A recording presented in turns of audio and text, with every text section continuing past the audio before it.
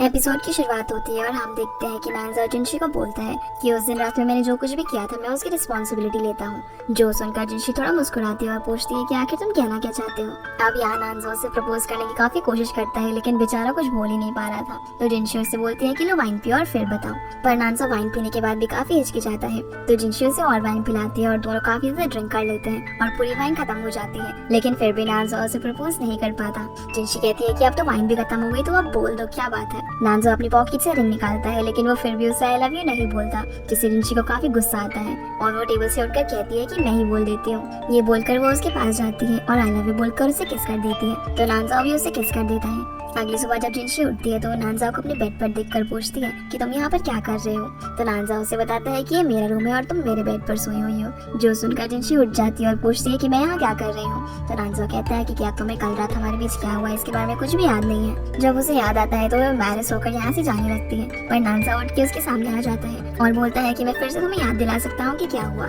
ये बोलकर वो उसे किस करने वाला होता है पर जिनशी उसे रोक देती है और कहती है कि मुझे याद आ गया है। नांजा उसे कहता है कि क्योंकि तुमने पहले अपना लव कन्फेस किया है तो तुम्हें एक अच्छी गर्लफ्रेंड की रिस्पॉन्सिबिलिटीज निभानी होगी। तो जिनशी उससे अच्छी गर्लफ्रेंड की रिस्पॉन्सिबिलिटीज पूछती है। नांजा बताता है कि मॉर्निंग किस। तो जिनशी उसे किस कर देती है। इसके बाद वो उसे रेडी करके ऑफिस भेजती है। फिर जिनशी सू से मिलने के लिए जाती है और उसे सारी बात बताती है जहाँ सू भी उसे कहती है कि मेरे साथ भी कुछ ऐसा ही हुआ और दोनों एक दूसरे के लिए काफी खुश होते हैं। इसके बाद जिनशी नांजा के लिए एक रेस्टोरेंट में खाना लेने जाती है जहाँ उसे जिन मिलती है और उसने भी सेम खाना पैक करवाया था, जिससे जिनशी समझ जाती है कि ये खाना वो नांजा के लिए लेकर जा रही है। तो जिनशी भी फटाफट ऑफिस पहुँचती है और इससे पहले कि जिन नांजा को खाना दे पाती जिनशी वहाँ पर पहुंचकर नांजा को अपना खाना देती है और नांजा दोनों का खाना टेबल पर रखा हुआ देखकर बोलता है कि मैं इसे जियांग से शेयर कर लूंगा। जो सुनकर जिन अपना खाना लेकर वहाँ से चली जाती है। यहाँ जिनशी उसे धमकी देती है कि अगर अब से तुमने जिन का लाया हुआ खाना खाया तो तुम्हारी खैर नहीं। जिसके बाद जिनशी काम करने के लिए इनके पास जाती है पर वहाँ पर नांजा आ जाता है जो कि अपने काम से जल्दी फ्री हो गया था और इन दोनों को साथ में देखकर इनको कुछ समझ नहीं आता कि आखिर ये क्या हो रहा है। तो जिनशी उसे बता देती है कि अब हम दोनों कपल हैं। जो सुनकर इनको बिल्कुल भी अच्छा नहीं लगता और वहाँ से चला जाता है। अब रात में जब ये दोनों घर पर बैठकर मूवी देख रहे थे तभी जिनशी को इनका कॉल आता है तो नांजा उससे फोन छीन लेता है और कहता है कि 10 बजे के बाद तुम किसी भी लड़के से बात नहीं कर सकती। जो सुनकर जिनशी कहती है कि या तुम मुझसे जेलस हो रहे हो और वैसे तुम जेलस होते हुए काफी क्यूट लगते हो। अब यहाँ ये दोनों कल डेट पर जाने का डिसाइड करते हैं पर डेट पर नांजो पूरे दिन फोन पर ही लगा हुआ था जिस वजह से जिनशी को काफी गुस्सा आता है। इवन रात में भी नांजो फोन पर ही लगा हुआ था तो वो नाराज होकर बेड पर लेट जाती है। नांजो उसके पास आकर उसे वॉक पर चलने के लिए कहता है तो जिनशी गुस्से में मना कर देती है और बोलती है कि बाहर बहुत ही ठंड है और वो काफी चलने के बाद थक गई है। तो नांजा उसे गोद में उठाकर उसके पैरों को गर्म पानी में रख देता है। फिर वो उसे सॉरी कहता है और बोलता है कि सारी गलती मेरी है, इसीलिए अगली बार जब हम डेट पर जाएंगे तो मैं पहले ही सारा ऑफिस का काम खत्म कर लूंगा। ये बोलकर वो उसके बालों को ड्राई करने लगता है जिससे जिनशी का गुस्सा भी शांत हो जाता है और अगले दिन दोनों वापस से अपने घर चले जाते हैं। जिसके बाद हम जिनशी को देखते हैं जो कि काफी परेशान दिख रही थी क्योंकि उसे कहीं पर भी जॉब नहीं मिल रही थी। तभी उसे इनका कॉल आता है जो उसे याद दिलाता है कि मैंने तुम्हें एक प्रोजेक्ट का हिस्सा बनने के लिए कहा था और उसमें तुम्हारे आइडल मियामोटो भी हमारे साथ काम करेंगे, तो क्या तुम इस प्रोजेक्ट पर काम करना चाहोगी। जो सुनकर जिनशी खुशी में हाँ कर देती है। फिर वो उसकी कंपनी जाती है जहाँ पर जिन की बॉस उन दोनों के काम की काफी तारीफ करते हैं। अब जैसे ही वो वहाँ से बाहर आती है तो उसे नांजा का कॉल आता है जो उससे पूछता है कि तुम कहाँ पर हो। तो जिनशी बताती है कि मैं जिन ग्रुप में इंटरव्यू देने के लिए आई थी। नांजो कहता है कि मैं पास से ही गुजर रहा हूँ तो मैं तुम्हें पिक कर लूंगा। जो सुनकर जिनशी काफी घबरा जाती है क्योंकि नांजा ने उसे इनसे दूर रहने के लिए कहा था तो वो उसे पार्किंग लॉट में वेट करने का बोलकर कॉल कट कर देती है। ये जिनशी को कहता है कि क्या हुआ तुम इतनी परेशान क्यों हो, क्या नांजा ने तुम्हें मुझसे मिलने के लिए मना किया है। तो जिनशी कहती है कि नहीं ऐसी कोई बात नहीं है। इन बोलता है कि तुम तो बहुत ही स्टूपिड हो, नांजा तुम्हें कंट्रोल करने की कोशिश कर रहा है। पर जिनशी बोलती है कि ऐसी कोई भी बात नहीं है और ये सब मैं तुम्हें नहीं समझा सकती। ये बोलकर वो भागते भागते पार्किंग लॉट में जाती है। कार में जाकर जिनशी नांजा को अपनी जॉब के बारे में बताती है और कहती है कि मैं ये जॉब इनके साथ करने वाली हूँ तो प्लीज इसके लिए मना मत करना। इसलिए नांजा मान जाता है। जिनशी खुश होकर अब उसे हैक करने वाली थी पर सीट बेल्ट की वजह से वो रुक जाती है। तो नांजा कहता है कि मुझे लगता है कि तुम्हें अपना हाथ बचा कर रखना चाहिए और दोनों हंसने लगते हैं। रात में हम देखते हैं कि नांजा जिनशी से बात करना चाहता था लेकिन जिनशी अपने काम में काफी बिजी थी और ये इनके साथ अपने काम के बारे में डिस्कस कर रही थी जो देखकर नांजा काफी जेलस होता है। अगले दिन ऑफिस जाकर नांजा जियांग से अपने एक दोस्त का नाम लेकर बोलता है कि मेरा एक दोस्त है जिसकी अभी अभी गर्लफ्रेंड बनी है और उसकी गर्लफ्रेंड का एक दोस्त है जो कि उसे लाइक करता है।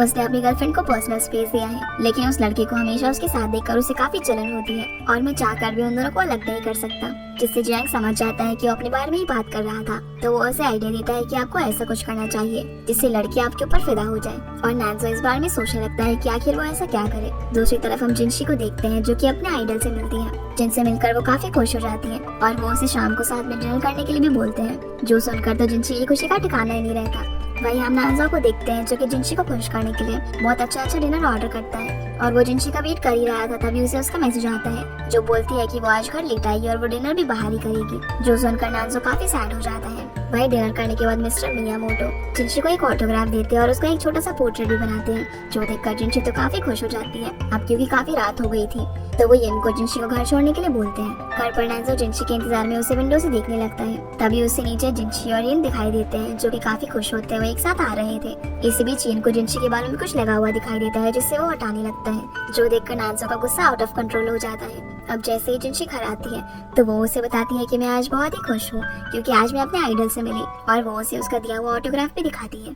नांजो उससे पूछता है कि येन तुम्हें छोड़ने के लिए क्यों आया था। जिनशी बताती है कि क्योंकि बहुत रात हो चुकी थी तो मिस्टर मियामोटो ने उसे मुझे छोड़ने के लिए कहा था। जो सुनकर नांजो मुंह फुलाकर बैठ जाता है तो जिनशी उसके पास आकर कहती है कि क्या तुम जेलस हो रहे हो, हम दोनों सिर्फ दोस्त हैं इसलिए तुम परेशान मत हो। नांजो कहता है कि तुम तो उसे अपना दोस्त समझती हो लेकिन वो तुम्हें कुछ और ही समझता है। जिनशी कहती है कि हम दोनों काफी सालों से साथ में हैं और जैसे तुम सोच रहे हो वैसा कुछ भी नहीं है। तो नांजो कहता है कि अच्छा तो फिर तुम्हारा कैसा दोस्त है जो तुम्हारे घर के नीचे तुम्हारे बालों को हाथ लगा रहा था। जिनशी बोलती है कि मेरे बालों में कुछ लग गया था इसीलिए वो सिर्फ उसे हटा रहा था। नांजो अब यहाँ पर काफी गुस्सा हो जाता है और बोलता है कि आपसे तुम उसे नहीं मिल सकती। जिनशी भी अब उसे गुस्से में कहती है कि इतनी दिनों से मैं तुम्हारी फीलिंग्स की कदर करते हुए उसे काफी दूरी बनाने की कोशिश कर रही हूँ लेकिन काम के लिए तो मुझे उससे मिलना ही पड़ेगा।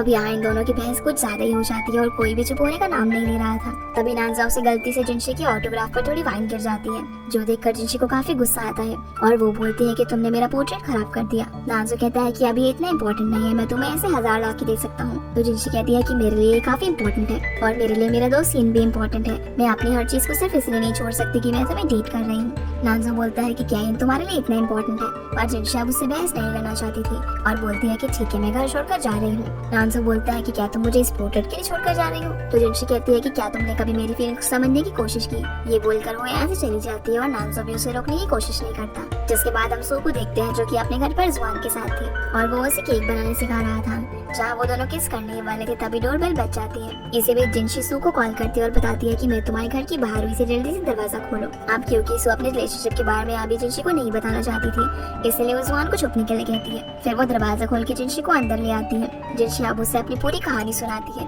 और कहती है कि आज मैं यहीं पर रुकूंगी, जो सुनकर बेचारे जुआन की तो बुरी हालत हो जाती है। दूसरी तरफ हम नांजो को देखते हैं जो जिनशी को मैसेज करने की कोशिश करता है कि वो कहाँ पर है लेकिन वो उसे मैसेज नहीं कर पाता। अगले दिन ऑफिस में भी वो जिनशी के बारे में ही सोच रहा था क्योंकि वो रात भर घर नहीं आई थी। तभी वहाँ पर जियांग आता है जो नांजो को देखकर समझ जाता है कि जरूर कुछ न कुछ गड़बड़ है, इसलिए वो उससे पूछ लेता है कि क्या हुआ, क्या आप अपने दोस्त के बारे में सोच रहे हैं। तो नांजो उसे फिर से अपने दोस्त का नाम लेकर बताता है कि कल रात मेरे दोस्त ने अपनी गर्लफ्रेंड से झगड़ा कर लिया और वो घर छोड़कर चली गई। जियांग उसे बताता है कि एक तो आपने उसके ऊपर बिना सबूत के शक किया और दूसरा उसके आइडल का ऑटोग्राफ भी बिगाड़ दिया, तो गलती तो आप ही की हुई ना। नांजो बोलता है कि एक ऑटोग्राफ क्या चीज है, ऐसे तो मैं उसे 1000 दिलवा सकता हूँ। अब उसे समझाने के लिए जियांग बोलता है कि लेक जिंगलिंग की ड्राइंग पर एक इंटर्न ने कॉफी गिरा दिया, जो सुनकर नांजो एकदम से भड़क जाता है और कहता है कि अभी क्या अभी उस इंटर्न को फायर कर दो। जियांग बोलता है कि शायद अब आप समझ गए होंगे। नांजो पूछता है कि अब मैं उसे कैसे मनाऊं। तो जियांग कहता है कि जब वो घर आए तो आप उसे अच्छे से माफी मांग लीजिएगा। नांजो बोलता है कि अगर वो घर ही ना आए तो मैं क्या करूं। जियांग बोलता है कि तो आप उसे कुछ गिफ्ट दीजिए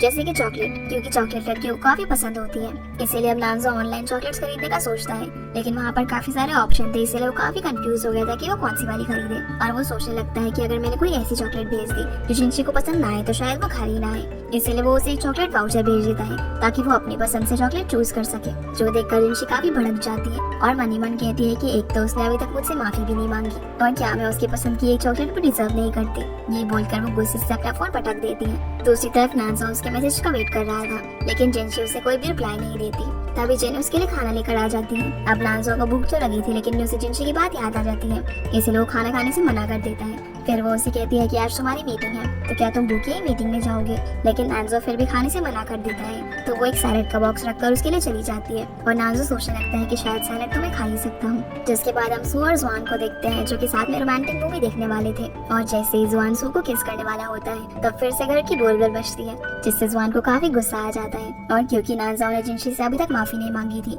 तो वो आज भी सू के घर ही रुकने वाली थी, इसीलिए बेचारे जुआन को आज भी छुपना पड़ता है। वहीं रात में जब नांजो घर आता है तो देखता है कि जिनशी अभी तक घर वापस नहीं आई है और उसने उसके चॉकलेट वाउचर को अभी कोई रिप्लाई नहीं दिया। तभी उसे याद आता है कि जिनशी को डिस्काउंट वाउचर काफी पसंद है, क्योंकि उसने उसकी डायरी में काफी सारे डिस्काउंट वाउचर देखे थे, इसीलिए वो उसे बहुत सारे डिस्काउंट वाउचर भेज देता है और सोचने लगता है कि जिनशी को उससे बेहतर और कोई नहीं जानता। अगली सुबह जब जिनशी उन डिस्काउंट वाउचर को देखती है तो वो गुस्से से चिल्लाने लगती है। अब जुआन भी अपनी बहन की हरकतों से काफी परेशान हो चुका था, इसलिए वो नानजाओ को मैसेज करके बताता है कि जिनशी सूख के घर पर है, इसलिए तुम उसे आकर यहाँ से ले जाओ और उसे डिस्काउंट वाउचर भेजने की जगह उससे माफी मांगो, वरना वो तुम्हें कभी भी माफ नहीं करेगी। फिर नानजाओ जिन को बुलाकर पूछता है कि मिस्टर मियामोटो अभी कहाँ होंगे, तो वो उसे बता देती है कि वो किस होटल में रुके हुए हैं, इसलिए वो अपनी सारी मीटिंग्स कैंसिल करके उनसे मिलने के लिए जाता है। जहाँ जाकर वो मिस्टर मियामोटो से उस ड्राइंग को दोबारा बनाने के लिए बोलता है, लेकिन वो मना कर देते हैं और कहते हैं कि ये ड्राइंग तो कंप्लीट हो चुकी है। तब नानजाओ उन्हें रोककर उन्हें इशारों में जिनशी के बारे में समझाने लगता है और उसे इस तरह जिनशी के लिए स्ट्रगल करता हुआ देख जिन सोच में पड़ जाती है कि नानजाओ जिनशी से कितना प्यार करता है और वो थोड़ी सैड भी हो जाती है। और मिस्टर मियामोटो भी नानजाओ को इस तरह देखकर उसे पूछते हैं कि क्या वो जिनशी से प्यार करता है, तो नानजाओ हाँ बोलता है। फिर वो उसे उस ड्राइंग को ठीक करके दे देते हैं, जिसके बाद नानजाओ उस ऑटोग्राफ को लेकर जिनशी से मिलने के लिए जाता है, पर वो जिनशी और यिन को साथ में देखता है, जहाँ पर इन जिनशी को एक एक्सपेंसिव रेस्टोरेंट में ट्रीट देने के लिए लेकर जा रहा था। जो सुनकर नानजाओ उसके पास नहीं जाता और बस उन्हें फॉलो करता है। नानजाओ भी उसी रेस्टोरेंट में पहुंचकर अपना मुंह छुपाते हुए एक टेबल पर बैठ जाता है। इसी बीच हम यिन को देखते हैं, जो कि जिनशी से कुछ कहना चाहता था, लेकिन वो हिम्मत नहीं जुटा पाता और वॉशरूम का बहाना करके वहाँ से बाहर चला जाता है। इसी बीच नानजाओ मौका देकर जिनशी को मैसेज करता है कि तुम कहाँ पर हो और किसके साथ हो, तो जिनशी उससे रिप्लाई करती है कि इसका तुमसे क्या मतलब। वहीं हम यिन को देखते हैं, जो एक फ्लावर लेकर आया था और वो गेट के बाहर खड़ा होकर जिनशी को प्रपोज करने की प्रैक्टिस कर रहा था। फिर वो अंदर आता है और उसने फ्लावर को अपने पीछे छुपाया हुआ था। यहाँ वो उससे कहने की कोशिश करता है, लेकिन तभी जिनशी उससे नानजाओ के बारे में बातें करने लगती है। वो कहती है कि नानजाओ को ऐसा लगता है कि अगर हम दोनों इसी तरह मिलते रहेंगे तो हम दोनों एक दूसरे के प्यार में पड़ जाएंगे और इसीलिए हमारा झगड़ा हो गया। यिन बोलता है कि क्या तुम दोनों का मेरी वजह से झगड़ा हुआ है, तो जिनशी कहती है कि नहीं ऐसी कोई बात नहीं है, बस नानजाओ कुछ ज्यादा ही सोचता है। नानजाओ भी ये चीजें सुन लेता है और वहाँ से जाने लगता है, पर तभी वो एक वेटर से टकरा जाता है, जिस वजह से जिनशी उसे देख लेती है। नानजाओ फिर से अपना मुंह छुपाने की कोशिश करता है, लेकिन इसका अब कोई फायदा नहीं था। जिनशी उसके पास आकर उसे कहती है कि तुम यहाँ पर क्या कर रहे हो, तो नानजाओ कहता है कि मैं यहाँ पर लंच करने के लिए आया था। जिनशी बोलती है कि अच्छा, तो तुम इतनी दूर लंच करने के लिए आए थे और यहीं पर बैठकर तुम मुझे मैसेज भी कर रहे थे। फिर जिनशी कहती है कि क्या तुम ऐसे मुझसे माफी मांगोगे, तो नानजाओ से बात करने के लिए बाहर लेकर चला जाता है और बेचारे इनका तो दिल टूट ही जाता है, क्योंकि वो उससे प्रपोज नहीं कर पाता। बाहर जाकर नानजाओ जिनशी से माफी मांगता है और अपनी सारी गलती मान लेता है, पर जिनशी तब भी उसे नाराज थी। तो नानजाओ उसे उसका ठीक किया हुआ ऑटोग्राफ दिखाता है, जिसके अंदर मियामोटो ने अब नानजाओ को भी ड्रॉ किया हुआ था, जो देखकर जिनशी काफी खुश हो जाती है और उसे माफ कर देती है। नानजाओ बोलता है कि अब मुझसे ऐसी गलती फिर से नहीं होगी और वो उसे फॉरवर्ड किस करता है। जिसके बाद हम जिनशी और नानजाओ को घर में देखते हैं, जहाँ नानजाओ कहता है कि मैंने अपने हाथों से तुम्हारे लिए खाना बनाया है। जो सुनकर जिनशी को इस पर शक हो जाता है, इसलिए वो उससे रेसिपी पूछती है, तो नानजाओ पूरी रेसिपी ठीक से बता देता है और कहता है कि अगर तुम्हें पसंद आया तो हम फिर से ऑर्डर कर देंगे, जिससे उसका सच जिनशी के सामने आ जाता है और वो उसका कान पकड़ लेती है। तो नानजाओ बोलता है कि मैं जल्दी ही बनाना सीख जाऊंगा। जिसके बाद हम सू और जुआन को देखते हैं, जहाँ पर जुआन उसे किस करने वाला था, लेकिन तभी जिनशी का फोन आ जाता है। जुआन उसे कॉल कट करने को कहता है, लेकिन सू फोन उठाती है, तो जिनशी उसे अपनी पूरी कहानी बताने लगती है, क्योंकि वो काफी खुश थी तो वो इस चीज को सू के साथ शेयर करना चाहती थी, पर इनको बातें करते करते सुबह से शाम हो जाती है, इसलिए जुआन गुस्सा होकर वहाँ से जाने लगता है। तो सू उसे रोकती है और अब क्योंकि जुआन से कंट्रोल नहीं हो रहा था, तो वो सू के हाथ से फोन लेकर जिनशी को फोन रखने के लिए कहता है और बोलता है कि हमारे डेट चल रहा है तो डिस्टर्ब मत करो। ये बोलकर वो कॉल कट कर देता है और सीधा सू को किस करने लगता है। वहीं जिनशी तो एकदम शॉक बैठी हुई थी और उसे ऐसा लग रहा था कि उसके भाई ने उसकी प्यारी दोस्त को फंसा लिया है, इसलिए वो तैयार होकर सू से मिलने के लिए जाने लगती है। तो नानजाओ उसे इतनी रात को वहाँ जाने के लिए मना करता है। जिनशी बोलती है कि मेरा भाई बहुत ही बुरा है और उसने मेरी दोस्त को फंसाया है, पर क्योंकि नानजाओ को तो उनके रिलेशनशिप के बारे में पहले से ही पता था, तो वो कहता है कि शायद वो दोनों एक दूसरे को पसंद करते हैं और तुम्हें इस तरह से उनके बीच में नहीं आना चाहिए। पर क्योंकि जिनशी फिर भी वहाँ पर जाना चाहती थी, तो नानजाओ उससे ऑफिस का काम मांगता है, जो कि उसने उसे करने के लिए दिया था। जिनशी बोलती है कि वो तो मैंने पहले ही मेल कर दिया है। तो नानजाओ उसे चेक करने के बहाने जुआन को मैसेज करता है। वो जुआन से कहता है कि जिनशी सू के घर आ रही है उससे मिलने के लिए, तो जुआन कहता है कि तुम उसे किसी भी तरह से रोक लो, वरना तुम उससे कभी भी नहीं मिल पाओगे। जो सुनकर नानजाओ उसे रोकने की कोशिश करता है, लेकिन फिर भी जिनशी जाने लगती है। तो नानजाओ अपने सीने में दर्द का बहाना करता है, जो देखकर जिनशी फटाफट से रुक जाती है। नानजाओ से कहता है कि मुझे बहुत दर्द हो रहा है, इसलिए प्लीज मुझे छोड़कर मत जाओ, क्योंकि आजकल मेरे ऊपर काम का प्रेशर बहुत ज्यादा है। जिनशी कहती है कि तुम चिंता मत करो, कल हम डॉक्टर के पास चलेंगे। जो सुनकर नानजो एकदम से खड़ा हो जाता है और कहता है कि नहीं मैं बिल्कुल ठीक हूँ, मुझे डॉक्टर की कोई जरूरत नहीं है। पर जिनशी उसे किसी तरह से मना लेती है और बेचारा नानजो फंस भी जाता है। अगली सुबह जिनशी किसी तरह से नानजो को साइकोलॉजिस्ट के पास लेकर जाती है, जहाँ नानजो उसे बिजी देखकर चुपचाप वहाँ से जाने की कोशिश करता है। तो जिनशी उससे कहती है कि अगर तुम जाना चाहते हो तो जा सकते हो। जो सुनकर नानजो वहाँ से जाने लगता है, पर जिनशी उसके पैरों में गिर जाती है और अपना ड्रामा शुरू कर देती है, जिसे सभी लोग उन्हें देखने लगते हैं। तो नानजो उसे चुप कराता है और बोलता है कि ठीक है मैं जाऊंगा डॉक्टर के पास, बस तुम ड्रामा मत करो। फिर जिनशी डॉक्टर से मिलती है, जहाँ वो उसे बताती है कि नानजो की हालत पहले से अब काफी बेटर है और इसकी वजह सिर्फ तुम हो। नानजो पहले काफी अकेला रहता था और उसके पास बातें शेयर करने के लिए कोई भी नहीं था, लेकिन अब उसके पास तुम हो और उसे कोई ऐसा पर्सन चाहिए जो उसके बुरे वक्त में उसके साथ रह सके। इसलिए तुम्हें उसकी मदद करनी होगी और उसके डर को उसके दिल से निकालना होगा। जो सुनकर जिनशी काम पर लग जाती है। घर जाकर जिनशी नानजो से पूछती है कि आखिर तुम किस चीज से इतना डरते हो और तुम मुझे बता सकते हो कि आखिर क्या बात है, क्योंकि जब तक तुम इस बारे में किसी को बताओगे नहीं तब तक तुम ठीक नहीं हो पाओगे। तो नानजो उसे उस दिन के बारे में बताने लगता है जब उसके भाई की डेथ हुई थी। नानजो उसे बताता है कि उससे जब रूबिक्स क्यूब गिरा था तब वो उसे लेने के लिए भीड़ में चला गया था, तभी वहाँ पर भगदड़ शुरू हो गई, जहाँ उसके भाई ने उसे तो एक सेफ जगह पर खड़ा कर दिया, लेकिन उस धक्का मुक्की में उसके भाई की मौत हो गई।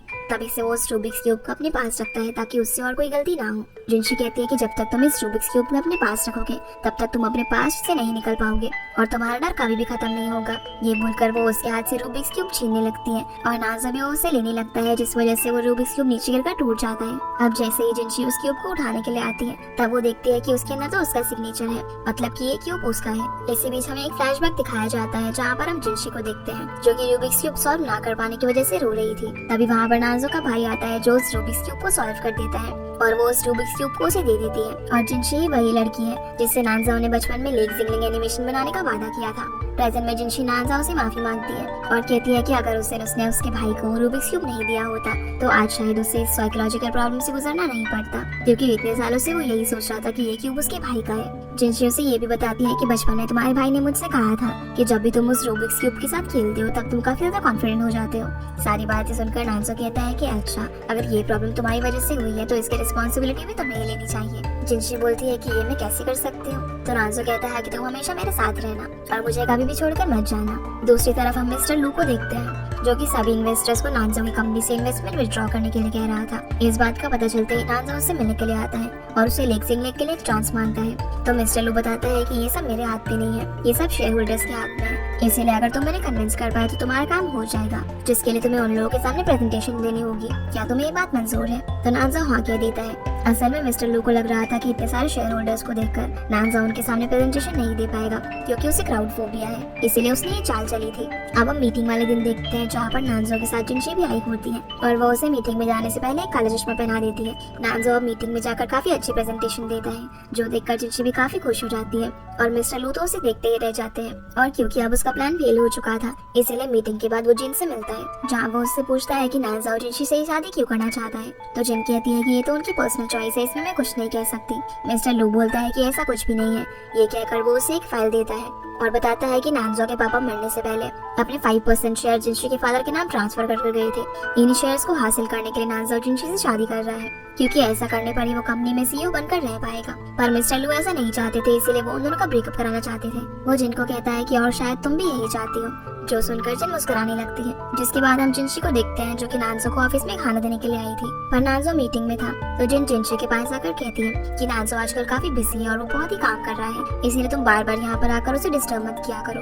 असल में ये सब वो उसे नानजो से दूर रखने के लिए कह रही थी। जिसके बाद जिन नानजो को घर जाने से रोकने के लिए उसे एक कॉपीराइटेड शो अपने चैनल पर चलाने को बोलती है, और क्योंकि नानजो उस पर आंख मूंद कर भरोसा करता था, इसीलिए वो उसे खुद ही सब कुछ हैंडल करने को कह देता है। पर अभी भी नानजो लेग जिंगलिंग को लेकर काफी परेशान था, क्योंकि वो प्रोजेक्ट अभी भी कंप्लीट नहीं हो पाया था और उनकी कंपनी के पास भी फंड्स की कमी थी। इसीलिए वो येन के पास जाकर उसे ऑफर देता है उसी कंपनी में काम करने का, क्योंकि नानजो को उसका काम सच में काफी पसंद था। अगले दिन वैलेंटाइंस डे होता है, तो जिनशी नानजो को मैसेज करके उसे घर जल्दी आने को बोलती है। इसलिए नानजो काम खत्म करके घर जाने ही वाला था, पर तभी जांग उसे एक फाइल देकर चला जाता है जो वो उसे कल देखने को कहता है, लेकिन नानजो उसे आज ही चेक करने लगता है और जैसे ही उसे उसके अंदर गड़बड़ी मिलती है तो उसे ठीक करने लगता है। अब काफी देर तक भी जब नानजो घर नहीं आता तो जिनशी उसे कॉल करती है, पर उसका फोन तो उसके टेबल पर रखा हुआ था, जो चीज जिन देख लेती है और उसे बात करने के लिए उसका फोन वॉशरूम में लेकर जाती है, जहाँ वो जिनशी से बात करते हुए नल चला देती है ताकि जिनशी के मन में शक पैदा हो। जिनशी पूछती है कि तुम दोनों कहाँ पर हो, तो वो कहती है कि अभी मीटिंग चल रही है और नानजो काफी बिजी है, इसलिए वो उससे बात नहीं कर पाएगा। ये बोलकर वो कॉल कट कर देती है। पर जिनशी को अब सच में शक हो गया था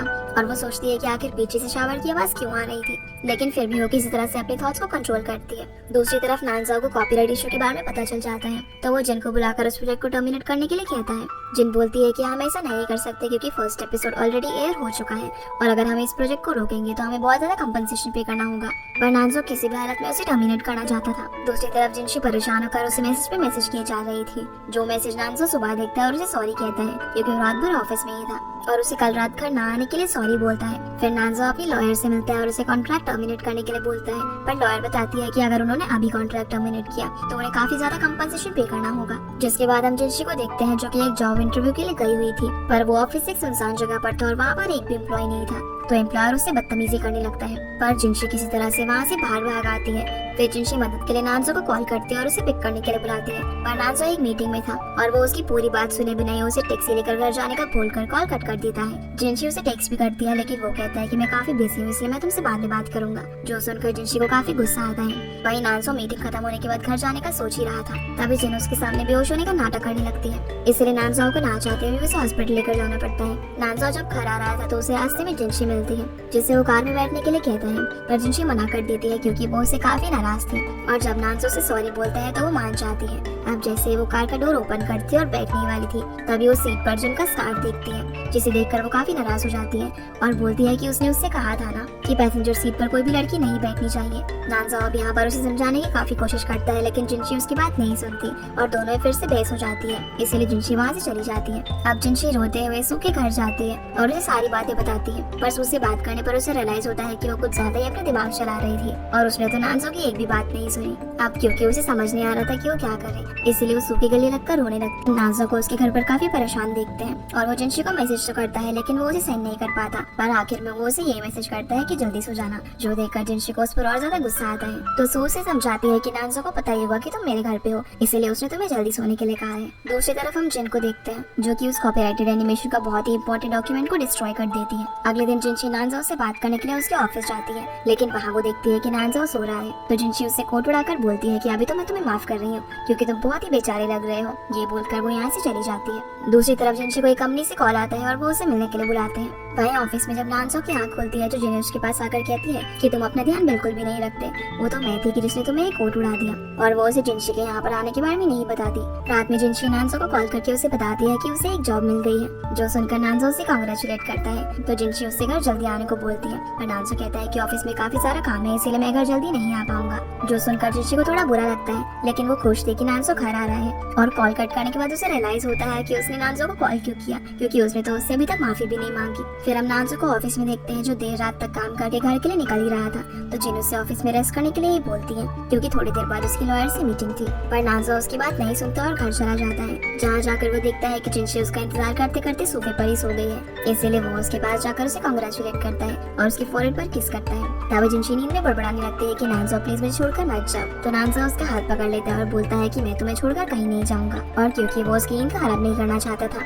इसीलिए वो उसे ब्लैंकेट उड़ाकर वहीं सोने देता है। अगली सुबह जब जिनशी उठती है तो देखती है कि उसके लिए ब्रेकफास्ट बना हुआ है, जिससे वो समझ जाती है कि नानजाओ आया है। इसलिए वो भागकर उसके रूम में जाती है, लेकिन वो घर पर नहीं था क्योंकि वो ऑफिस के लिए निकल चुका था, जो देखकर वो थोड़ी अपसेट हो जाती है कि तुम घर पर आए थे और तुमने मुझे उठाया क्यों नहीं। पर फिर वो ये सोचकर काफी खुश होती है कि उसने सुबह सुबह उठकर उसके लिए ब्रेकफास्ट बनाया। जिसके बाद हम नानजाओ को उसके ऑफिस में देखते हैं, जहाँ उसे पता चलता है कि कॉन्ट्रैक्ट तोड़ने के बाद जो कंपनसेशन अमाउंट उसे पे करना था वो कंपनी ने थोड़ा कम कर दिया है, और इस चीज को सेटल करने के लिए नानजाओ जियांग को अपनी सारी प्रॉपर्टीज बेचने के लिए बोलता है। तो जियांग बताता है कि इस सबसे भी कंपनसेशन का अमाउंट पूरा नहीं हो पाएगा, इसके लिए आपको अपना घर भी बेचना होगा, जो सुनकर नानजाओ सोच में पड़ जाता है। इसके बाद नानजाओ जिनशी के साथ सुपरमार्केट जाता है, जहाँ वो उसे झूठ बोलता है कि मेरा घर ऑफिस से काफी दूर है, इसलिए मैं इसे बेचकर एक नए घर में शिफ्ट हो रहा हूँ जो कि ऑफिस के पास है। तो तुम कुछ दिन सू के घर में रह लेना और जैसे ही शिफ्टिंग का काम फिनिश हो जाएगा तब तुम वापस से मूव इन कर लेना। ये सुनकर जिनशी उसकी बात मान जाती है। फिर नानजाओ के पास जिन का कॉल आता है, जो उसे बताती है कि ऑफिस के पास ही उसका एक घर है जो कि खाली पड़ा हुआ है और अगर वो चाहे तो वहाँ पर रह सकता है। जो सुनकर नानजाओ मान जाता है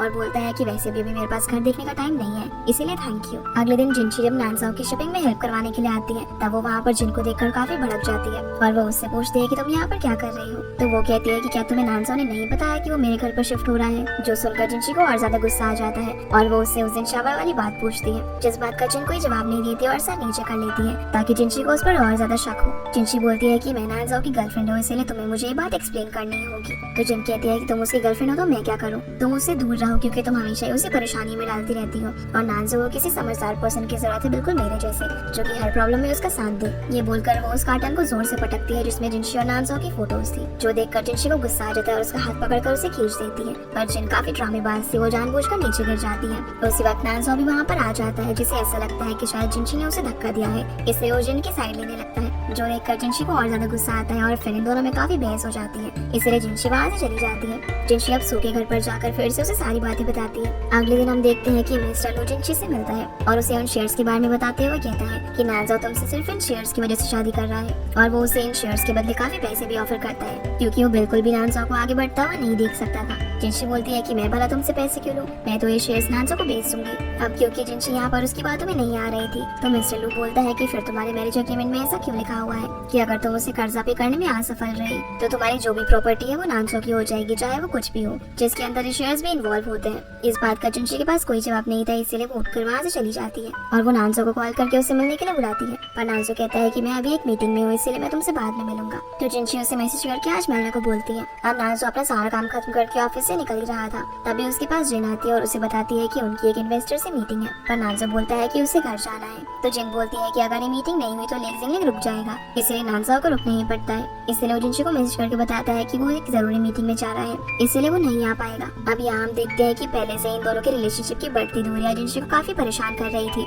इतना सब काफी नहीं था कि जिन ने उसके मन में शक भी पैदा कर दिया था और अभी शेयर्स वाली बात पता लगने के बाद तो बिल्कुल टूट ही गई थी। इसलिए वो एक फैसला लेती है और मैरिज एग्रीमेंट टर्मिनेशन का एक डॉक्यूमेंट बनाकर नानजाओ को मेल कर देती है। नानजाओ जब अपना काम खत्म करके उस मेल को देखता है तो वो एकदम शॉक रह जाता है और अपना सर नीचे करके बैठ जाता है। तभी उसके पास जिन आती है, जो देख लेती है कि जिनशी मैरिज एग्रीमेंट को टर्मिनेट करना चाहती है। ये देखकर वो काफी खुश होती है और बोलती है कि जिनशी काफी दिनों से तुमसे ऑफिस मिलने के लिए आ रही थी और तुम काम में काफी बिजी थे। मुझे तो लगा था कि वो समझ जाएगी तुम बिजी हो, पर ये तो बिल्कुल अनएक्सपेक्टेड ही हो गया। ये बोलकर वो नानजाओ के कंधे पर हाथ रखती है और उसे कंसोल करने की कोशिश करती है। पर नानजाओ जिनशी को कॉल करता है और पूछता है कि तुम कहाँ पर हो, मुझे तुमसे बात करनी है। तो जिनशी उससे बता देती है कि मैं तुम्हारे ऑफिस के पास वाले मॉल में हूँ। जो सुनकर नानजाओ भागता हुआ उससे मिलने के लिए जाता है और ये देखकर जिनको काफी जलन होती है। नानजाओ वहाँ पहुंचकर जिनशी को ढूंढने लगता है, जो कि ऊपर वाले फ्लोर पर थी। तो वो सीढ़ियों से उसके पास जाने की कोशिश करता है, लेकिन वहाँ पर बहुत सारे लोग थे, जो देखकर उसे डर लगने लगता है। तो जिनशी उससे कॉल करती है और बोलती है कि हम लोग फोन पर ही बात कर लेते हैं। जिनशी उससे कहती है कि मैंने फैसला कर लिया है कि मैं ब्रेकअप करना चाहती हूँ और मैं अब तुम्हें और परेशान नहीं करना चाहती, ना ही खुद अपसेट होना चाहती हूँ। तो नानजाओ बोलता है कि मैं तुम्हारे साथ रहना चाहता हूँ और मुझे इस वक्त तुम्हारी बहुत जरूरत है। जिनशी कहती है कि हाँ मुझे पता है कि तुम्हें मेरी जरूरत है, पर मैं ब्रेकअप करना चाहती हूँ। ये बोलकर वो कॉल कट कर देती है। पर नानजाओ जिनशी से बात करना चाहता था, इसलिए वो हिम्मत करके सीढ़ियों से ऊपर आने की कोशिश करता है। अब नानजाओ को ऐसा करता देख जिनशी को रोना आ जाता है और वो समझ जाती है कि जब तक वो यहाँ से नहीं जाएगी तो नानजाओ ऊपर आने की कोशिश करता रहेगा, इसलिए वो वहाँ से चली जाती है और नानजाओ जिनशी को वहाँ पर ना देखकर सीढ़ियों पर ही बैठकर रोने लगता है। अब जब ये दोनों अपने अपने घर जा रहे थे तो रास्ते में ये दोनों एक दूसरे के साथ बिताए हुए मोमेंट्स को काफी ज्यादा याद कर रहे थे, चाहे सोते हुए, टीवी देखते हुए या फिर खाते हुए। अब इनके ब्रेकअप को कुछ दिन बीत चुके हैं और हम नानजाओ को कॉपीराइटेड ओनर से मिलते हुए देखते हैं, जहाँ वो उनसे कंपनसेशन का अमाउंट कम करने को बोलता है, पर वो ऐसा करने से मना कर देते हैं। इसलिए नानजाओ लेक्सिंग पर काम रोक देता है। फिर वो जिन से पूछते हैं कि क्या वो आज रात फ्री है, दोनों डिनर करने के लिए चलते हैं। जो सुनकर जिन एकदम खुश होकर मान जाती है। डिनर पर जिन नानजाओ से कहती है कि तुम्हें अब जिनशी को भूलकर किसी ऐसी लड़की को ढूंढना चाहिए जो कि तुम्हें अच्छे से समझ सके और तुम्हें हर पोजीशन में सपोर्ट करे। पर नानजाओ उसकी बात को रोकते हुए पूछता है कि इतने सालों से तुम हमारी कंपनी में काम कर रही हो, तो फिर तुमसे इतनी बड़ी गलती कैसे हो गई। अब जिनको यहाँ पर पता था कि नानजाओ किस बारे में बात कर रहा है, लेकिन वो अनजान बनने की कोशिश करती है। नानजाओ से कहता है कि उस एनिमेशन की जांच करना तुम्हारी जिम्मेदारी थी, तो तुमसे ये गलती कैसे हो गई कि वो कॉपीराइटेड है। पर जिन अभी भी अनजान बनने का नाटक करती है। नानजाओ कहता है कि हमारे एक फॉर्मर एम्प्लॉय से मुझे पता चला कि इस एनिमेशन की कॉपीराइटेड होने की इन्फॉर्मेशन उसने पहले ही दे दी थी, जिसे मैं देखना भूल गया था, और तुमने भी इन्फॉर्मेशन मुझसे जानबूझकर छुपाई। तो सच सच बताओ आखिर तुमने ऐसा क्यों किया। जिन बोलती है कि ये सब मैंने जिनशी की वजह से किया, क्योंकि जब जिनशी नहीं थी तो तुम किसी भी चीज के लिए मुझ पर निर्भर रहते थे और तुम्हें कोई भी प्रॉब्लम होती तो सिर्फ मुझे ही बुलाते थे, लेकिन जब से जिनशी तुम्हारी लाइफ में आई सब कुछ उल्टा हो गया। नानजाओ बोलता है तो क्या तुम्हारी बेवकूफी की वजह से मुझे अपनी परसों की मेहनत को रोकना पड़ा। ये बोलकर नानजाओ जाने लगता है तो जिन उठकर उसे रोक लेती है और बोलती है कि नानजाओ आई लव यू। नानजाओ कहता है कि हमारा रिश्ता बिल्कुल प्रोफेशनल है और क्योंकि तुमने कंपनी के रूल्स तोड़े हैं, इसलिए जो भी तुमने किया है वो सब कुछ तुम्हें ही ठीक करना होगा। ये बोलकर वो यहाँ से चला जाता है। अगले दिन हम नांजो को देखते हैं जो कि जिनशी को कॉल करके उससे बात करने की कोशिश करता है, लेकिन वो उसे कॉल नहीं कर पाता। दूसरी तरफ हम जिनशी को उसके नए घर में देखते हैं जहाँ वो भी नांजो से बात करना चाहती थी, पर क्योंकि उसे पता था कि नांजो पहले कॉल नहीं करेगा, इसलिए वो उसे कॉल करके उसे अपने नया एड्रेस बताती है और कहती है कि तुम एग्रीमेंट टर्मिनेशन के पेपर मुझे यहाँ पर भेज देना। ये बोलकर वो कॉल कट कर देती है। जिसके बाद हम सू, जुआन और जिनशी को एक साथ में देखते हैं जहाँ जुआन और सू से साथ में लंच करने को बोलते हैं और जुआन बताता है कि उसका एक दोस्त भी साथ में आएगा और उनके काफी रिक्वेस्ट करने पर जिनशी मान जाती है। नांजो जिनशी से मिलने के लिए उसके नए एड्रेस पर जाता है, पर वहाँ वो देखता है कि जिनशी किसी और लड़के के साथ लंच पर जा रही है। नांजो यहाँ पर छुपकर इनकी बातें सुनता है, जिससे उसे पता चलता है कि ये लड़का जुआन का दोस्त है और ये दोनों एक दूसरे को पहले से जानते हैं। फिर वो इनका पीछा करते करते एक रेस्टोरेंट में पहुँचता है जहाँ पर ये लोग साथ में लंच करने वाले थे। अब जब जिनशी यहाँ से सू को कॉल करती है तो वो उसकी कॉल पिक नहीं करती, इसलिए वो जुआन को कॉल करके पूछती है कि तुम लोग कहाँ पर हो, पर जुआन कहता है कि हम लोग बिजी हैं इसलिए नहीं आ पाएंगे, जिससे वो समझ जाती है कि ये इन दोनों का प्लान था उसे एक ब्लाइंड डेट पर भेजने का। इससे लोग काफी नाराज हो जाती है और चुपचाप टेबल पर आकर बैठ जाती है। तभी जुआन का दोस्त वॉशरूम जाता है तो नांजो भी उसके पीछे पीछे जाता है, जहाँ वो उसे कहता है कि हम लोग पहले मिल चुके हैं और उसे जिनशी के बारे में पूछने लगता है कि तुम उसे कब से जानते हो। तो जुआन का फ्रेंड बताता है कि मैं तो उसे बचपन से जानता हूँ। नांजो उससे पूछता है कि क्या तुम उसे पहले से पसंद करते हो, तो वो लड़का हाँ बोलता है और कहता है कि वो इतनी क्यूट है और फनी भी, तो उसे कौन पसंद नहीं करेगा, और अगर हम दोनों डेट करेंगे तो अपने रिलेशनशिप को आगे भी बढ़ा सकते हैं। मैं उसका बहुत ही अच्छे से ख्याल रखूंगा और उसे किसी भी चीज की कमी नहीं होने दूंगा, वो जो चाहे वो कर सकती है। उसकी ये सारी बातें सुनकर नांजो अपसेट हो जाता है और उसे जिनशी का अच्छे से ध्यान रखने को बोलकर वहाँ से चला जाता है। वॉशरूम से आने के बाद जुआन का फ्रेंड जिनशी को बताता है कि वॉशरूम में मुझे एक आदमी मिला जो कि मुझे सिर्फ तुम्हारे बारे में पूछ रहा था और उसने मुझे ये भी कहा कि मैं तुम्हारा ख्याल रखूं। जो सुनकर जिनशी समझ जाती है कि वो नांजो था। वो उससे पूछती है कि वो आदमी कहाँ पर है, तो जुआन का दोस्त बताता है कि वो भी बाहर की तरफ गया। जो सुनकर जिनशी भी भागते हुए बाहर की तरफ जाती है और नांजो को इधर उधर देखने लगती है, पर तब तक नांजो कार में बैठ चुका था और वहाँ से गुजरने लगता है, पर जिनशी उसे नहीं देख पाती और अपसेट हो जाती है। जिसके बाद घर जाकर नांजो एग्रीमेंट टर्मिनेशन के पेपर्स को साइन कर देता है। ये सोचकर कि जिनशी तो अब मूव ऑन कर चुकी है और वो लड़का भी उसका अच्छे से ख्याल रखेगा, इसलिए वो उन पेपर्स को जिनशी के नए एड्रेस पर भेज देता है। एग्रीमेंट पर नांजो के साइन देखकर जिनशी को ये लगता है कि शायद नांजो भी मूव ऑन कर चुका है,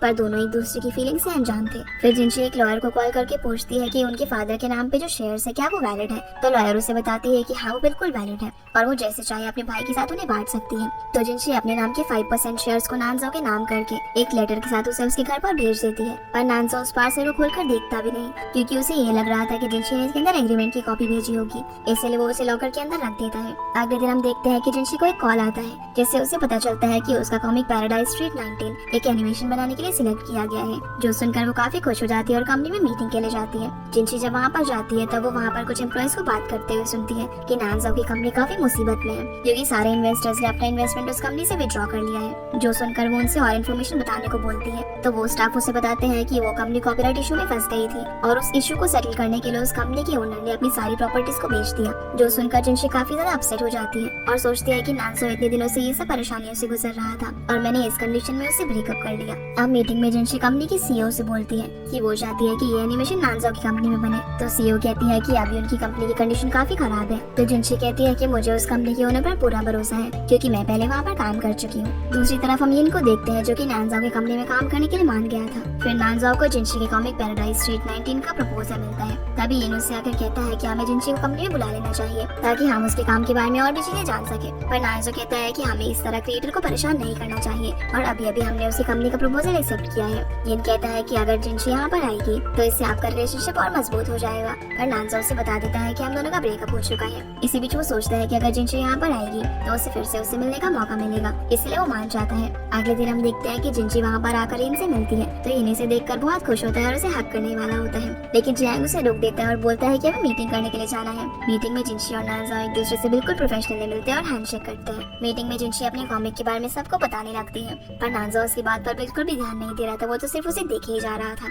मीटिंग खत्म होने के बाद नांजो अपनी कैबिन में आकर आर्टिकल्स पढ़ने लगता है कि अपने एक्स को कैसे मनाया जाए, पर उसे कुछ भी समझ नहीं आ रहा होता। तभी वहाँ पर जियांग आ जाता है जो कि उसे ऐसा करता है वो देख लेता है, तो नांजो उससे पूछता है कि वो जिनशी को कैसे मनाए। जियांग कहता है कि आप उसे डिनर पर जाने के लिए पूछिए या फिर कोई ऐसी सिचुएशन क्रिएट कीजिए जिसमें आप दोनों अकेले हो और फिर आप उसे कहीं बाहर जाने को पूछो। पर नांजो को कुछ भी समझ नहीं आ रहा था कि वो ये कैसे करेगा। तब जियांग उसे कहता है कि शायद मैंने आपको ये नहीं बताया कि जिनशी अपने जूनियर के साथ काफी क्लोज हो गई है, जो देखकर नांजो गुस्से से भड़क जाता है और जिनशी को ढूंढने के लिए कैफेटेरिया की तरफ जाता है, जहाँ वो इनको जिनशी के साथ खाते हुए गॉसिप करते हुए देखता है। नांजो उनके पास जाकर पूछता है कि वो किस बारे में बातें कर रहे हैं, पर जिनशी उसे बिल्कुल इग्नोर कर रही थी, जो देखकर नांजो को गुस्सा आ जाता है और वो इनको कहता है कि उठो यहाँ से, 20 मिनट में हमारी मीटिंग मीटिंग है, इसीलिए जल्दी जाकर काम करो। फिर वो जियांग को अपने कैबिन में खींच कर लेकर आता है और उससे पूछता है कि मैं जिनशी से बात करने की कोशिश कर रहा हूँ, लेकिन वो तो मुझे बिल्कुल इग्नोर कर रही है। जियांग कहता है कि आप दोनों का ब्रेकअप हो गया है, तो वो आपसे भला क्यों ही बात करेगी। नानजो कहता है कि मैं उससे ब्रेकअप नहीं करना चाहता था। तो कहता है कि तो फिर आपको ब्रेकअप के पीछे का कारण पता लगाना होगा और आपको दिखाना होगा कि ब्रेकअप के बाद आप काफी परेशान हुए और अब आप एकदम बदल चुके हो। फिर नानजो जिनशी को कहता है कि कॉमिक के अंदर एक्स्ट्रा कैरेक्टर्स कुछ ज्यादा ही है, इसीलिए हमें कुछ कैरेक्टर्स को रिमूव करना होगा। जिस बात पर जिनशी भड़क जाती है और कहती है कि उनके बिना कहानी अधूरी है। पर यहाँ नानजो और जिनशी के बीच काफी फनी बहस हो जाती है और दोनों में से कोई भी चुप होने का नाम नहीं लेता। इसी बीच जियांग के पास नानजो की मदर का कॉल आता है, जो उससे पूछती है कि नानजो और जिनशी का रिलेशनशिप कैसा चल रहा है। तो जियांग उन्हें बता देता है कि उन दोनों के बीच कुछ भी ठीक नहीं चल रहा है। जो सुनकर मदर कहती है कि लगता है मुझे ये आकर सब कुछ ठीक करना होगा। वही मीटिंग खत्म होने के बाद ये नानजो के पास जाता है और उससे पूछता है कि अगर आप दोनों का सच में ब्रेकअप हो चुका है तो क्या मैं अब ट्राई कर सकता हूँ। जो सुनकर नानजो को गुस्सा तो बहुत आता है, लेकिन वो बोल देता है कि अब हमारा ब्रेकअप हो चुका है, इसलिए मुझे इस सबसे कोई फर्क नहीं पड़ता। ये सुनकर इनकी तो खुशी का ठिकाना ही नहीं था। पर तभी उसके पास जियांग आता है, जो कि उसे ऑफिस रूल्स का बोर्ड लगाने के लिए कहता है और उसे कहता है कि सारे रूल्स को अच्छे से पढ़ लो। आखिरी रूल में लिखा हुआ था कि एम्प्लॉयज का काम से ध्यान भटके ना, इसलिए ऑफिस के अंदर किसी भी टाइप का रिलेशनशिप अलाउड नहीं है। जो देखकर यिन कहता है कि ये तो कुछ ज्यादा ही हो रहा है। अगले दिन हम देखते हैं कि नानजो और जियांग की एडवाइस मानकर जिनशी को लंच पे लेकर जाता है, जहाँ वो उसकी सारी फेवरेट डिशेस को ऑर्डर करता है। जो देखकर जिनशी सोचती है कि इसे अभी तक मेरी सारी फेवरेट डिशेस याद है।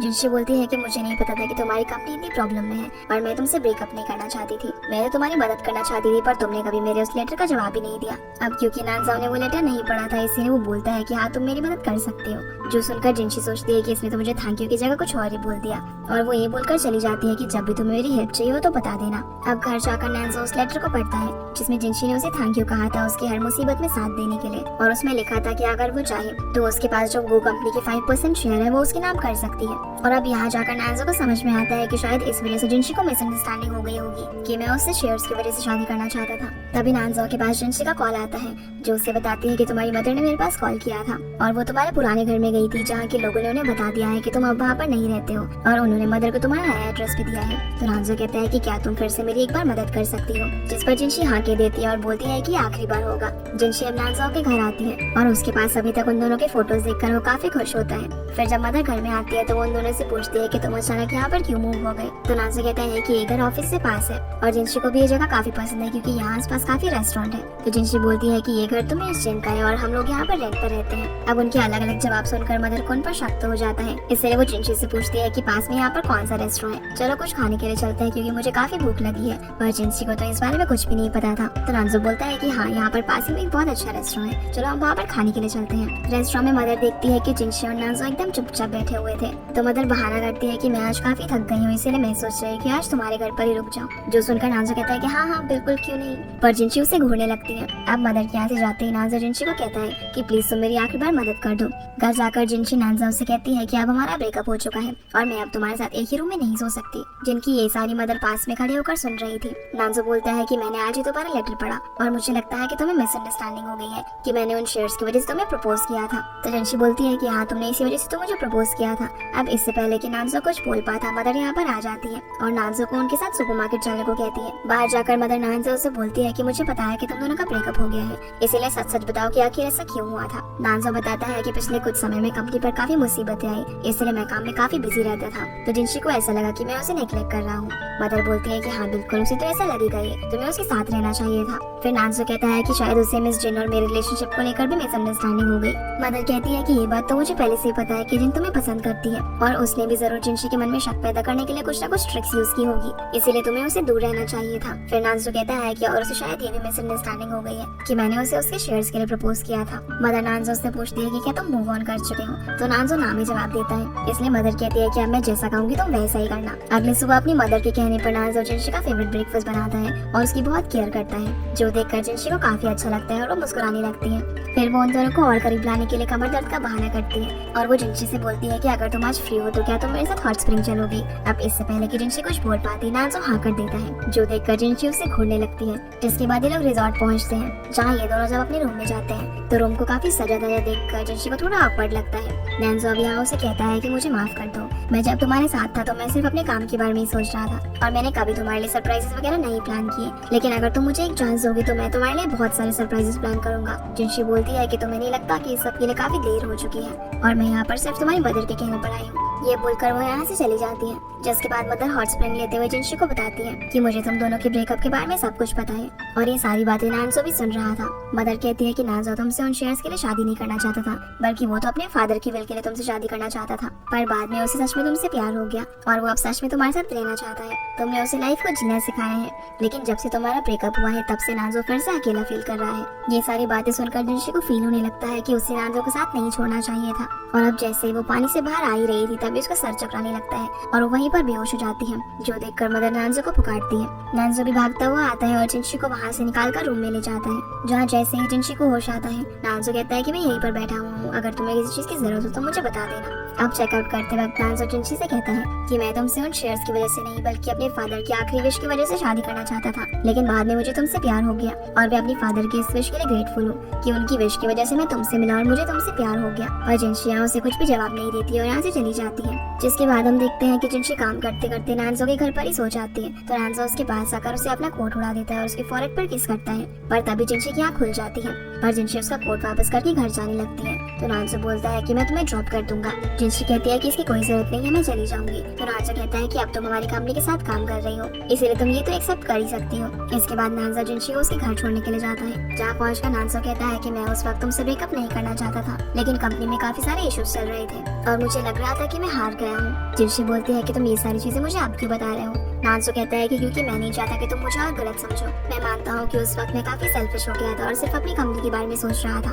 पर मैं ये भी नहीं चाहता था कि तुम मेरे साथ मेरी प्रॉब्लम्स को फेस करो और मैं तुम्हें खुद से अलग होता हुआ नहीं देख सकता। और मुझे पता है कि तुम भी यही चाहती हो, इसलिए हम फिर से शुरुआत कर सकते हैं। और जिनशी ये कहकर चली जाती है कि मुझे अभी सोचने के लिए थोड़ा वक्त चाहिए। उसके जाने के बाद यहाँ पर जुआन आता है, जो कहता है कि मैंने तुम दोनों की बातें सुन ली। तो नानजो कहता है कि मैं जिनशी से बहुत प्यार करता हूँ। जुआन कहता है कि हाँ मुझे पता है कि तुम उसका बहुत ही अच्छे से ख्याल रखोगे, इसीलिए गिव अप मत करना। ये बोलकर वो चला जाता है। अगले दिन हम देखते हैं कि ये एक एनिमेशन समिट अटेंड करने के लिए दूसरी सिटी में जा रहा था।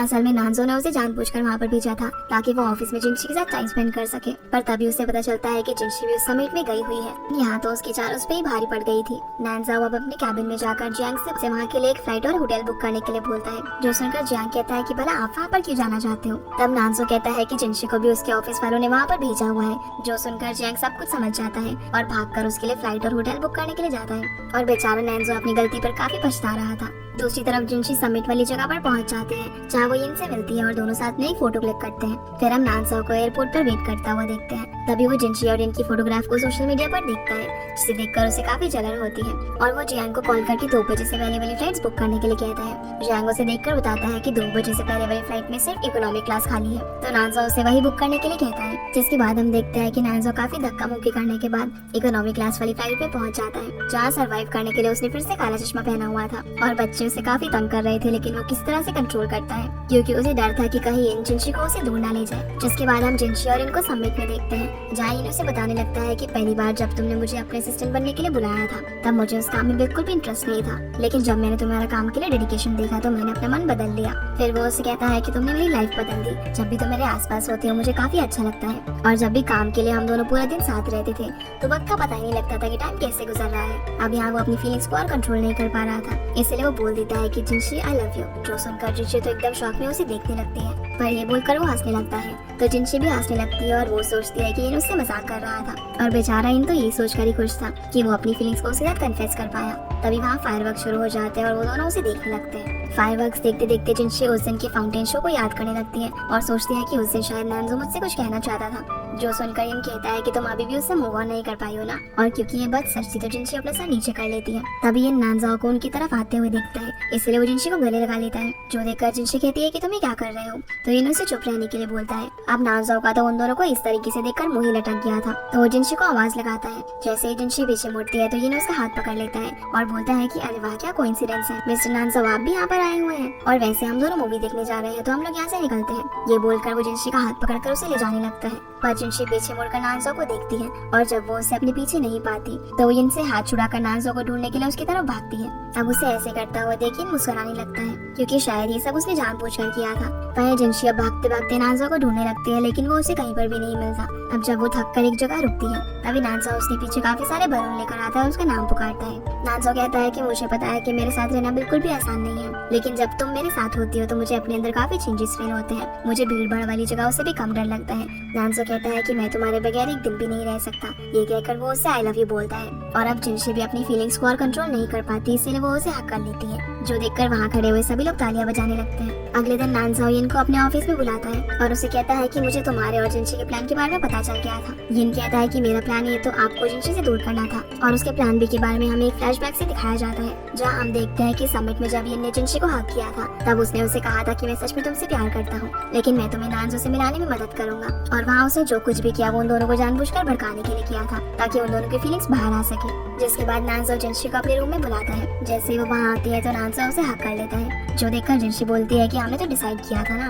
कि हम अपने रिलेशनशिप को ऑफिस में सीक्रेट रखेंगे, तो क्या हमें इस रूल को चेंज कर देना चाहिए। नानजो कहता है कि अपने बनाए हुए रूल को चेंज करने का मतलब है कि अपने गाल पर थप्पड़ मारना, जो सुनकर जिनशी थोड़ी नाराज हो जाती है और वहाँ से जाने लगती है। तो नानजो उसे खींच के टेबल की तरफ लाता है और उसे किस करने लगता है। इसी बीच जिनशी का हाथ गलती से एक रिमोट पर लग जाता है, जिससे उनके कैबिन के कर्टेन्स खुल जाते हैं और सारे एम्प्लॉइज उन्हें किस करते हुए देखने लगते हैं। अब जैसे ही जिनशी आँख खोलती है तो देखती है कि सभी लोग उन्हें देख रहे हैं, तो नानजो को दूर कर देती है और ये दोनों शर्मा कर पीछे मुड़ जाते हैं। तभी उनके पीछे जियांग आता है, जो ऑफिस का छठा रूल हटा देता है और कहता है कि आपसे कोई भी किसी भी रिलेशनशिप में आ सकता है। अब कहानी 6 महीने आगे जाती है, जहाँ पर हम देखते हैं कि नानजो को लीग सिंगलिंग के लिए एक अवार्ड मिलने वाला था। तभी नानजो की आवाज आती है, जो कि जिनशी को प्रपोज करने की प्रैक्टिस कर रहा था, पर क्योंकि उसके रूम में लगा हुआ स्पीकर ऑन था इसीलिए उसकी बातें सभी को सुनाई दे रही थी, जो देखकर जिनशी भागते हुए उसके पास जाती है और स्पीकर बंद कर देती है और उसे बोलती है कि ऐसे भला कौन प्रपोज करता है, एक अवार्ड सेरेमनी है, मैं तो ऐसे प्रपोजल को बिल्कुल भी एक्सेप्ट नहीं करूंगी। जिसके बाद हम देखते हैं कि नानजो जिनशी को प्रपोज करने के लिए एक बहुत ही सुंदर जगह लेकर जाता है, जहाँ आसपास काफी सारे फूल थे और उसके बीच में वो उसे प्रपोज करते हुए कहता है कि जिनशी तुमने मेरी लाइफ बदल दी, तुमने मेरी साइकोलॉजिकल प्रॉब्लम को भी ठीक कर दिया, मैं अब तुम्हें खुद से अलग नहीं होने दूंगा। पर अब जैसे ही वो अपनी पॉकेट से रिंग निकालता है तो वो नीचे गिर जाती है, जो देखकर नानजो उठता है और कहता है कि नहीं मैं फिर से करूंगा। इसीलिए वो दोबारा से अंदर से आता है और घुटनों पर बैठकर उससे पूछता है कि क्या तुम मुझसे शादी करोगी। तो जिनशी मान जाती है। अब नानजो उसे रिंग पहनाता है और दोनों किस करते हैं। फिर नानजो जिनशी को गिफ्ट देने के लिए उसे उसके पुराने घर पर लेकर जाता है, जो देखकर जिनशी काफी इमोशनल हो जाती है और कहती है कि मैं और मेरा भाई इस घर को हमेशा से खरीदना चाहते थे, पर तुमने मेरे लिए कर दिया, इसलिए बहुत बहुत थैंक यू, और पता नहीं मैं तुम्हारा एहसान कैसे चुकाऊंगी। तो नानजो कहता है कि तुम बस हमेशा मेरे साथ रहना और खुश रहना, मेरे लिए इतना ही काफी होगा। ये बोलकर वो उसे किस करने वाला था, पर तभी वहाँ पर उसके ऑफिस के सारे एम्प्लॉइज आ जाते हैं और उनके साथ साथ उसकी मदर भी आती है, जो कि अपने साथ वेडिंग प्लानर को लेकर आई थी और वो उन लोगों को कहती है कि शादी यहीं पर होगी, इसलिए इस घर को अच्छे से डेकोरेट कर देना। तभी यहाँ पर जुआन और स्कूबी आते हैं और जुआन नानजो को इस घर को खरीदने के लिए थैंक यू बोलता है। जिसके बाद हम देखते हैं कि जिनशी और नानजो की शादी हो गई है। जिनशी सुबह सुबह अपना ऑर्डर किया हुआ फूड लेने के लिए जाती है। अब क्योंकि उसने सिर्फ शर्ट पहनी हुई थी तो नानजो से पूछता है कि क्या तुम ऐसे डिलीवरी लेने के लिए गई थी, देखो तुम्हारी शर्ट के बटन भी ठीक से नहीं लगे हुए हैं। ये बोलकर वो उसकी शर्ट को अनड्रेस करने लगता है, तो जिनशी उसे रोकते हुए बोलती है कि ये तुम क्या कर रहे हो। नानजो उसे बेड पर गिरा देता है और कहता है कि अभी तो वीकेंड है और क्योंकि तुमने मुझे उठाया तो इसीलिए तुम्हें कंपनसेट करना पड़ेगा। ये बोलकर वो उससे किस करने लगता है, जहाँ हम देखते हैं कि जिनशी अब हेलो मिस्टर गो नाम के एक कॉमिक पर काम कर रही है और इसी हैप्पी एंडिंग के साथ ही ड्रामा यहीं पर खत्म हो जाता है। तो गाइस ये थी आज की वीडियो एंड आई होप आप लोगों को ये वीडियो पसंद आई होगी, तो इस वीडियो को लाइक कर चैनल को सब्सक्राइब जरूर कीजिएगा। आपसे फिर मिलते हैं अगले इंटरेस्टिंग ड्रामा में, तब तक के लिए गुड बाय।